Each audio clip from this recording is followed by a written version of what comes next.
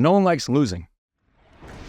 No team does, no organization does. I've always said that the cure for any ailment in a business is winning. When you're winning, when things are successful, when you're bringing in new business, when new clients are coming in, everything is amazing. And you can put a Band-Aid over what the true issues are, because when there's a ton of business coming in, everything seems fine.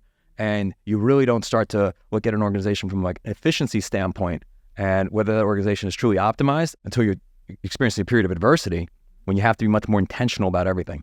And I guess I look back at this period and I think, okay, well, how do you lead through a period of adversity when morale is very low and the firm is going through a difficult time?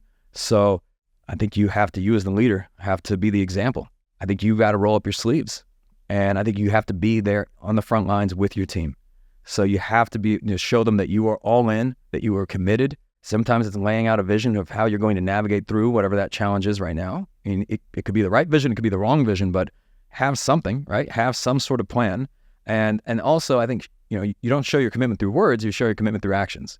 So if you are there with your team late at night, and if you're the one coming in on the weekends, and if you are setting that standard and setting the tone, I think that's going to do a lot more to help morale than bringing in lunches or donuts or, they're just motivational pep talks and those sort of things. And then also, I think slowly but surely over time, as things improve, that also starts to build confidence. Sometimes you have to be able to give teams some wins, right? Even if it's a small win. So find out what those small wins can be. Maybe you're working with your intake team and, you determine, hey, we're going to increase our conversion rate, let's say by 5%, right? You set like some milestone and you start tracking it every day and you're like in there with them and you're saying, you know what, I'm going to jump on the phone and I'm going to do, a few of these intake calls.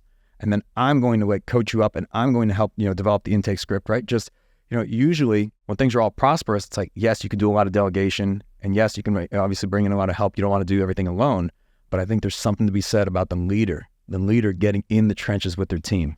I think it's one of the best things you can do. And whatever it is going to make you the most uncomfortable and the thing you don't want to do, that's probably what you should be doing. And your team will respect you for it. It doesn't mean you have to execute perfectly. Maybe you jump on a call, and let's say you jump on an intake call and you just bomb it. Like you just do a horrible job. But for your team to be able to see that and to see the level of vulnerability and perhaps humility is going to, in some cases, actually build more trust with them.